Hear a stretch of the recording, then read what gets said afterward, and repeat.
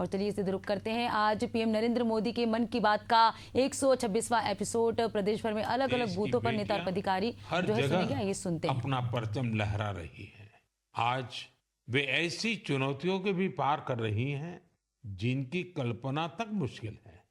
अगर मैं आपसे ये सवाल करूं, क्या आप समंदर में लगातार 8 महीने रह सकते हैं? क्या आप समंदर में पतवार वाली नाव यानी हवा के वेग से आगे बढ़ने वाली नाव से 50,000 किलोमीटर की यात्रा कर सकते हैं? और वो भी तब जब समंदर में मौसम कभी भी बिगड़ जाता है।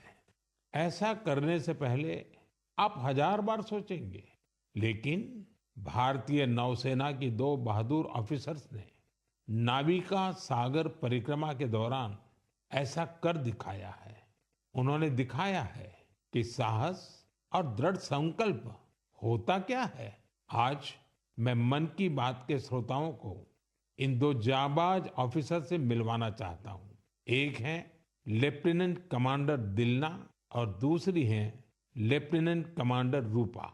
ये दोनों ऑफिसर्स हमारे साथ फोन लाइन पर जुड़ी हुई हैं।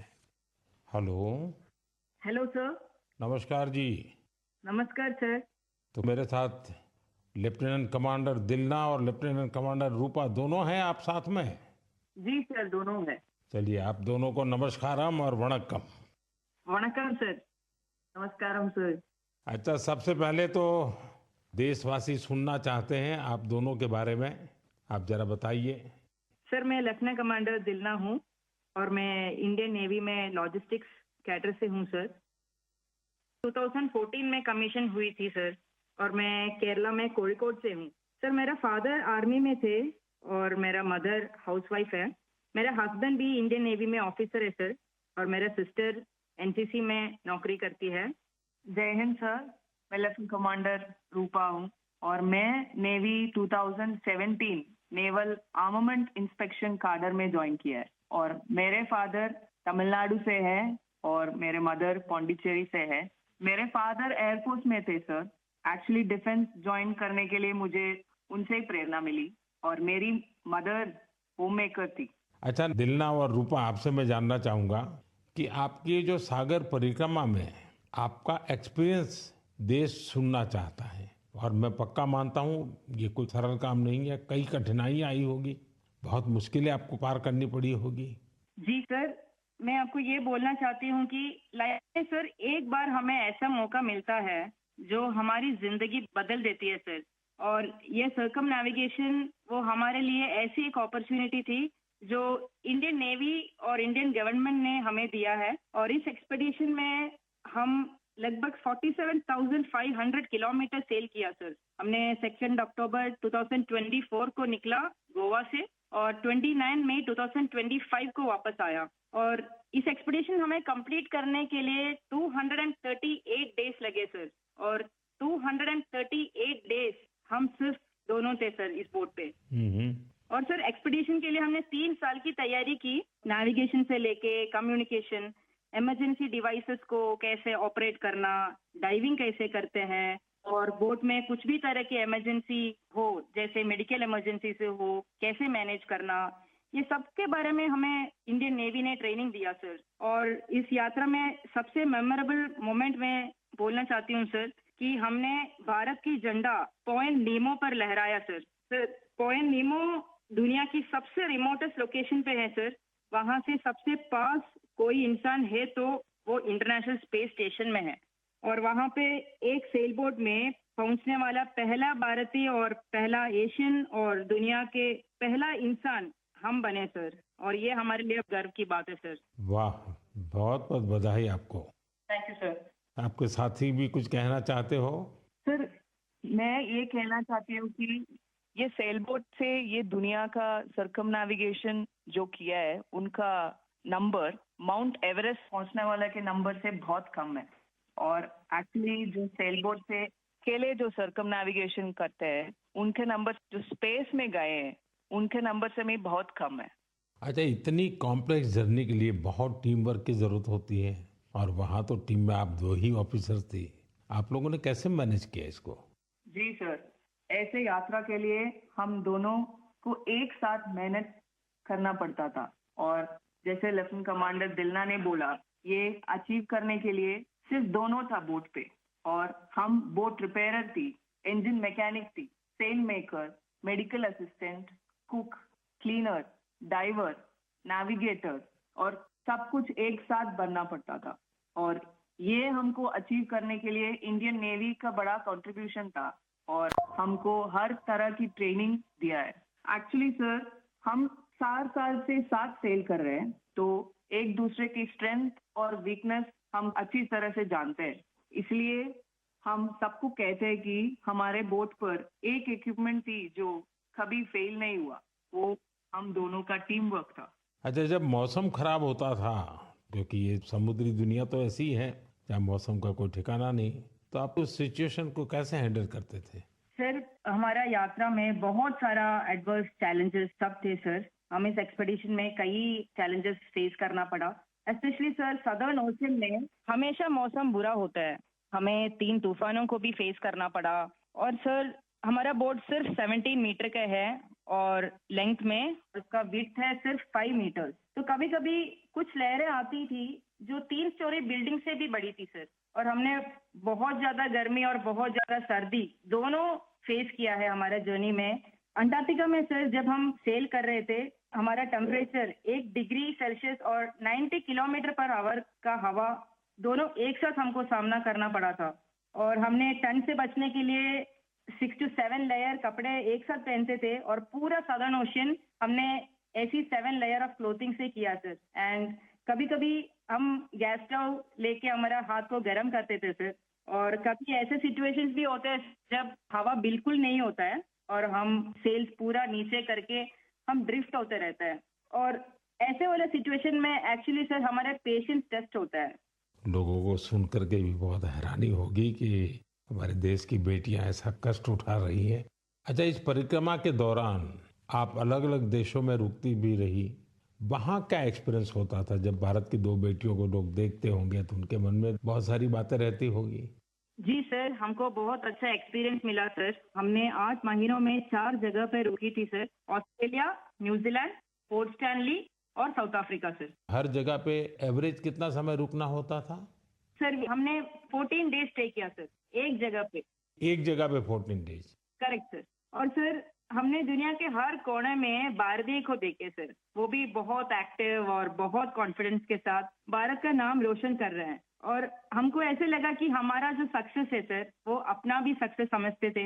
एंड हर जगह पे हमें अलग अलग एक्सपीरियंस मिला। जैसे ऑस्ट्रेलिया में वेस्टर्न ऑस्ट्रेलियन पार्लियामेंट के स्पीकर ने हमें बुलाया, वो हमें बहुत मोटिवेट किया सर। और हमेशा ये ऐसे सब चीज होता है सर, हमें बहुत गर्व होता था। और जब न्यूजीलैंड में गए तब माओरी लोगों ने हमें स्वागत किया और हमारा भारतीय कल्चर के लिए बहुत रेस्पेक्ट दिखाया सर। एंड एक इम्पोर्टेंट चीज है सर, पोर्ट स्टैनली एक रिमोट आइलैंड है सर, वो साउथ अमेरिका के पास है। वहाँ पे टोटल पॉपुलेशन सिर्फ 3500 है सर। लेकिन वहाँ हमने एक मिनी इंडिया देखा। एंड वहाँ पे 45 इंडियंस थे। उन्होंने हमें अपना समझा और हमें घर जैसा महसूस कराया सर। अच्छा, देश की उन बेटियों के लिए आप दोनों क्या मैसेज देना चाहेगी जो आपकी तरह ही कुछ अलग करना चाहती हैं? सर, मैं लेफ्टिनेंट कमांडर रूपा बोल रही हूँ अभी। मैं आपके माध्यम से मैं सबको ये कहना चाहती हूँ कि अगर कोई भी अपने दिल लगा के मेहनत किया तो इस दुनिया में कुछ भी इम्पॉसिबल नहीं है। आप कहाँ से हो, कहाँ पैदा हुआ, वो कुछ मैटर नहीं करता। सर, ये हम दोनों का इच्छा है कि भारत की युवा और महिलाएं बड़े बड़े सपना देखें और फ्यूचर में और गर्ल्स और विमेन डिफेंस में, स्पोर्ट्स में, एडवेंचर में शामिल होके देश का नाम रोशन करें। दिलना और रूपा, आपकी बातें सुनकर मुझे भी बहुत रोमांच अनुभव हो रहा है कि कितना बड़ा साहस आपने किया है। आप दोनों को मेरी तरफ से बहुत बहुत धन्यवाद। निश्चित तौर पर आपकी मेहनत, आपकी सफलता, आपकी अचीवमेंट देश के युवकों को, देश की युवतियों को बहुत प्रेरित करेगी। ऐसे ही तिरंगा लहराते रहिए। भविष्य के प्रयासों के लिए आपको मेरी ढेरों शुभकामनाएं। Thank you sir. बहुत बहुत धन्यवाद। वणक्कम, नमस्कारम। नमस्कार सर। साथियों, हमारे पर्व त्योहार भारत की संस्कृति को जीवंत बनाए रखते हैं। छठ पूजा ऐसा एक पावन पर्व है जो दिवाली के बाद आता है। सूर्य देव को समर्पित यह महापर्व बहुत ही विशेष है। इसमें हम डूबते सूर्य को भी अर्घ्य देते हैं, उनकी आराधना करते हैं। छठ न सिर्फ देश के अलग अलग हिस्सों में मनाई जाती है, बल्कि दुनिया भर में इसकी छठा देखने को मिलती है। आज यह एक ग्लोबल फेस्टिवल बन रहा है। साथियों, मुझे आपको ये बताते हुए बहुत खुशी है कि भारत सरकार भी छठ पूजा को लेकर एक बड़े प्रयास में जुटी है। भारत सरकार छठ महापर्व को यूनेस्को की इंटेंजिबल कल्चरल हेरिटेज लिस्ट यानी यूनेस्को की सांस्कृतिक धरोहर की सूची में शामिल कराने का प्रयास कर रही है। छठ पूजा जब यूनेस्को की सूची में शामिल होगी तो दुनिया के कोने कोने में लोग इसकी भव्यता और दिव्यता का अनुभव कर पाएंगे। साथियों, कुछ समय पहले भारत सरकार के ऐसे ही प्रयासों से कोलकाता की दुर्गा पूजा भी यूनेस्को की इस लिस्ट का हिस्सा बनी है। हम अपने सांस्कृतिक आयोजनों को ऐसे ही वैश्विक पहचान दिलाएंगे तो दुनिया भी उनके बारे में जानेगी, समझेगी, उनमें शामिल होने के लिए आगे आएगी। साथियों, 2 अक्टूबर को गांधी जयंती है। गांधी जी ने हमेशा स्वदेशी को अपनाने पर बल दिया और उनमें खादी सबसे प्रमुख थी। दुर्भाग्य से आजादी के बाद खादी की रौनक कुछ फीकी पड़ती जा रही थी, लेकिन बीते 11 साल में खादी के प्रति देश के लोगों का आकर्षण बहुत बढ़ गया है। पिछले कुछ वर्षों में खादी की बिक्री में बहुत तेजी देखी गई है। मैं आप सभी से आग्रह करता हूं कि 2 अक्टूबर को कोई न कोई खादी प्रोडक्ट जरूर खरीदें। गर्व से कहें ये स्वदेशी है। इसे सोशल मीडिया पर #वोकल फॉर लोकल के साथ शेयर भी करें। साथियों, खादी की तरह ही हमारे हैंडलूम और हैंडीक्राफ्ट सेक्टर में भी काफी बदलाव देखने को मिल रहा है। आज हमारे देश में ऐसे कई उदाहरण सामने आ रहे हैं जो बताते हैं कि अगर परंपरा और इनोवेशन को एक साथ जोड़ दिया जाए तो अद्भुत परिणाम मिल सकते हैं। जैसे एक उदाहरण तमिलनाडु के याज नेचुरल्स का है। यहाँ अशोक जगदीशन जी और प्रेम साल्वाराज जी ने कॉरपोरेट नौकरी छोड़ एक नई पहल की। उन्होंने घास और केला फाइबर से योगा मैट बनाए, हर्बल रंगों से कपड़े रंगे और 200 परिवारों को ट्रेनिंग देकर उन्हें रोजगार दिया। झारखंड के आशीष सत्यव्रत साहू जी ने जोहार ग्राम ब्रांड के जरिए आदिवासी बुनाई और परिधानों को ग्लोबल रैंप तक पहुंचाया है। उनके प्रयासों से आज झारखंड की सांस्कृतिक धरोहर को दूसरे देशों के लोग भी जानने लगे हैं। बिहार के मधुबनी जिले की स्वीटी कुमारी जी ने उन्होंने भी संकल्प क्रिएशन शुरू किया है। मिथिला पेंटिंग को उन्होंने महिलाओं की आजीविका का साधन बना दिया है। आज 500 से ज्यादा ग्रामीण महिलाएं उनके साथ जुड़ी हैं और आत्मनिर्भरता की राह पर है। सफलता की ये सभी गाथाएं हमें सिखाती हैं कि हमारी परंपराओं में आय के कितने ही साधन छिपे हुए हैं। अगर इरादा पक्का हो तो सफलता हमसे दूर नहीं जा सकती। मेरे प्यारे देशवासियों, अगले कुछ ही दिनों में हम विजयादशमी मनाने वाले हैं। इस बार विजयादशमी एक और वजह से बहुत विशेष है। इसी दिन राष्ट्रीय स्वयंसेवक संघ की स्थापना के 100 वर्ष हो रहे हैं। एक शताब्दी की ये यात्रा जितनी अद्भुत है, अभूतपूर्व है, उतनी ही प्रेरक है। आज से 100 साल पहले जब राष्ट्रीय स्वयंसेवक संघ की स्थापना हुई थी, तब देश सदियों से गुलामी की जंजीरों में बंधा था। सदियों की इस गुलामी ने हमारे स्वाभिमान और आत्मविश्वास को गहरी चोट पहुंचाई थी। विश्व की सबसे प्राचीन सभ्यता के सामने पहचान का संकट खड़ा किया जा रहा था। देशवासी हीन भावना का शिकार होने लगे थे। इसलिए देश की आजादी के साथ साथ ये भी महत्वपूर्ण था कि देश वैचारिक गुलामी से भी आजाद हो। ऐसे में परम पूज्य डॉक्टर हेडगेवार जी ने इस विषय में मंथन करना शुरू किया और फिर इसी भगीरथ कार्य के लिए उन्होंने 1925 में विजयादशमी के पावन अवसर पर राष्ट्रीय स्वयंसेवक संघ की स्थापना की। डॉक्टर साहब के जाने के बाद परम पूज्य गुरु जी ने राष्ट्र सेवा के इस महायज्ञ को आगे बढ़ाया। परम पूज्य गुरु जी कहा करते थे, राष्ट्राय स्वाहा इदम राष्ट्राय इदम न मम, यानी ये मेरा नहीं है, ये राष्ट्र का है। इसमें स्वार्थ से ऊपर उठकर राष्ट्र के लिए समर्पण का भाव रखने की प्रेरणा है। गुरुजी गोलवलकर जी के इस वाक्य ने लाखों स्वयंसेवकों को त्याग और सेवा की राह दिखाई। त्याग और सेवा की भावना और अनुशासन की सीख, यही संघ की सच्ची ताकत है। आज आरएसएस 100 वर्ष से बिना थके, बिना रुके राष्ट्र सेवा के कार्य में लगा हुआ है। इसलिए हम देखते हैं देश में कहीं भी प्राकृतिक आपदाएं, आरएसएस के स्वयंसेवक सबसे पहले वहां पहुंच जाते हैं।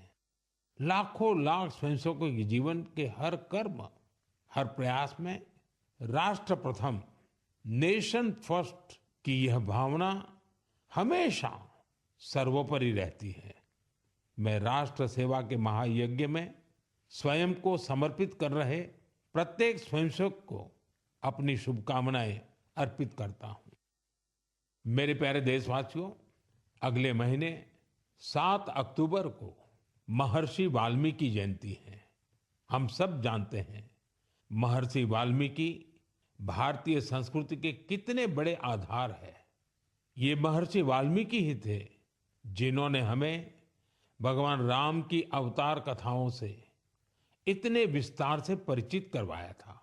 उन्होंने मानवता को रामायण जैसा अद्भुत ग्रंथ दिया। साथियों, रामायण का ये प्रभाव उसमें समाहित भगवान राम के आदर्शों और मूल्यों के कारण है। भगवान राम ने सेवा, समरसता और करुणा से सबको गले लगाया था।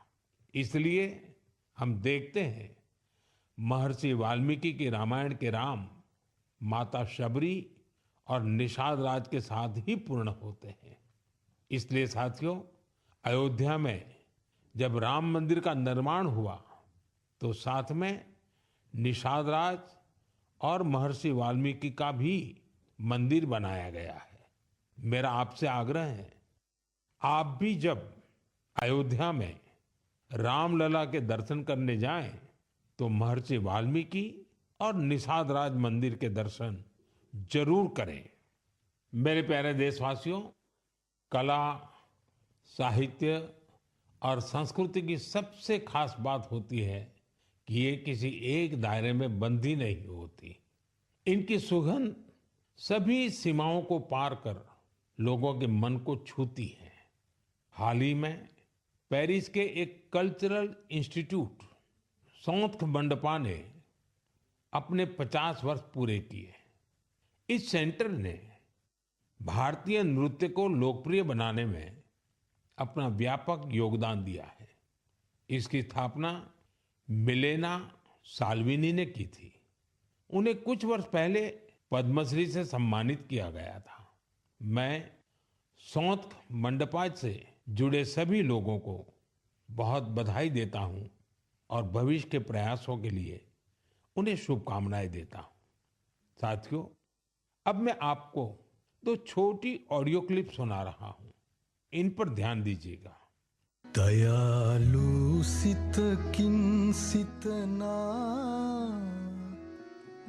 मिनिह कौरुंदो මස බඳේ මිනිහ මිනිහා ගැන සොඳිනේ නෑනු වෙදෝ බිඳ කුදු සිතුවේ දයාලු සිතකින් සිතනාදෝ මස බඳේ මිනිහ මිනිහා ගැන සොඳිනේ.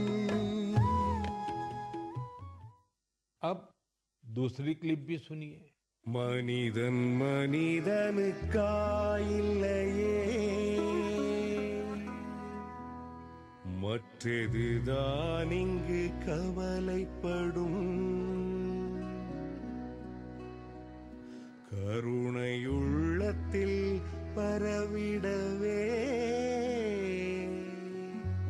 அன்பு செய்வாய் நீ என் தோழா. மனிதன் மனிதனுக்காயில்லையே மற்றதுதான் இங்கு கவலைப்படும் கருணையுள்ளத்தில் பரவிடவே. साथियों, ये आवाज इस बात की साक्षी है कि कैसे भूपेन हजारिका जी के गीतों से दुनिया भर के अलग अलग देश आपस में जुड़ते हैं. दरअसल श्रीलंका में एक बेहद ही सराहनीय प्रयास हुआ है. इसमें भूपेन दाजी के प्रतिष्ठित गीत मनुहे मनुहार बाबे, इसका श्रीलंकाई कलाकारों ने सिंहली और तमिल में अनुवाद किया है. मैंने आपको इन्हीं का ऑडियो सुनाया है. कुछ दिनों पहले मुझे असम में उनके जन्म शताब्दी समारोह में शामिल होने का सौभाग्य मिला था. यह वास्तव में एक बहुत ही यादगार कार्यक्रम रहा. साथियों, असम आज जहां भूपेन हजारिका जी की जन्म शताब्दी मना रहा है, वहीं कुछ दिनों पहले एक दुखद समय भी आया है. जुबिन गर्ग जी के असामयिक निधन से लोग शोक में हैं. जुबिन गर्ग एक मशहूर गायक थे जिन्होंने देश भर में अपनी पहचान बनाई. असम की संस्कृति से उनका बहुत गहरा लगाव था. जुबिन गर्ग हमारी यादों में हमेशा बने रहेंगे और उनका संगीत आने वाली पीढ़ियों को मंत्र मुग्ध करता रहेगा. जुबिन गार्ग आसिल अहोमोर हमोस कृतिर उज्ज्वल रत्नो जनोतार हृदय तेयो हृदय जियाय थाकिबो. साथियों, कुछ दिन पहले हमारे देश ने एक महान विचारक और चिंतक S.L. भैरप्पा जी को भी खो दिया है. मेरा भैरप्पा जी से व्यक्तिगत संपर्क भी रहा और हमारे बीच कई मौकों पर अलग अलग विषयों पर गहन बातचीत भी हुई. उनकी रचनाएं युवा पीढ़ी के विचारों को दिशा देती रहेगी. कन्नड़ा की उनकी बहुत सारी रचनाओं का अनुवाद भी उपलब्ध है. उन्होंने हमें बताया कि अपनी जड़ों और संस्कृति पर गर्व करना कितना मायने रखता है. मैं S.L. भैरप्पा जी को अपनी भावभीनी श्रद्धांजलि अर्पित करता हूं और युवाओं से उनकी रचनाएं पढ़ने का आग्रह करता हूं. मेरे प्यारे देशवासियों, आने वाले दिनों में एक के बाद एक त्योहार और खुशियां आने वाली हैं. हर पर्व पर हम खरीदारी भी खूब करते हैं और इस बार तो GST बचत उत्सव भी चल रहा है. साथियों, एक संकल्प लेकर आप अपने त्योहारों को और खास बना सकते हैं. अगर हम ठान लें कि इस बार त्योहार सिर्फ स्वदेशी चीजों से ही मनाएंगे, तो देखिएगा हमारे उत्सव की रौनक कई गुना बढ़ जाएगी. वोकल फॉर लोकल को खरीदारी का मंत्र बना दीजिए. ठान लीजिए हमेशा के लिए जो देश में तैयार हुआ है वही खरीदेंगे. जिसे देश के लोगों ने बनाया है वही घर ले जाएंगे. जिसमें देश के किसी नागरिक की मेहनत है उसी सामान का उपयोग करेंगे. जब हम ऐसा करते हैं तो हम सिर्फ कोई सामान नहीं खरीदते, हम किसी परिवार की उम्मीद घर लाते हैं, किसी कारीगर की मेहनत को सम्मान देते हैं, किसी युवा उद्यमी के सपनों को पंख देते हैं। साथियों, त्योहारों पर हम सब अपने घर की सफाई में जुट जाते हैं, लेकिन स्वच्छता सिर्फ घर की चार दीवारी तक सीमित न रहे। गली, मोहल्ला, बाजार, गांव, हर जगह पर सफाई हमारी जिम्मेदारी बने।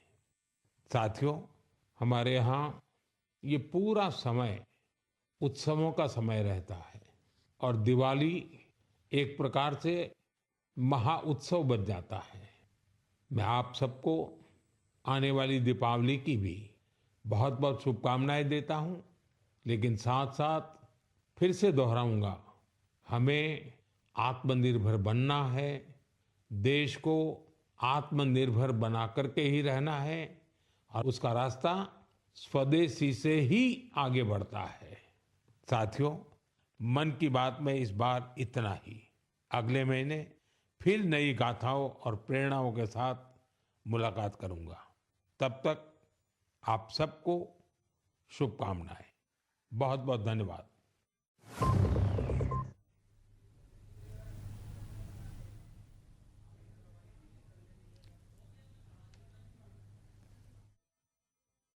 सुन रहे थे मन की बात कार्यक्रम के 126वां एपिसोड। प्रधानमंत्री नरेंद्र मोदी की मन की बात आप सुन रहे थे। ये सीधी तस्वीरें आप जगदीशपुर से देख रहे हैं, जहां मध्य प्रदेश के सीएम डॉक्टर मोहन यादव मन की बात कार्यक्रम सुन रहे थे।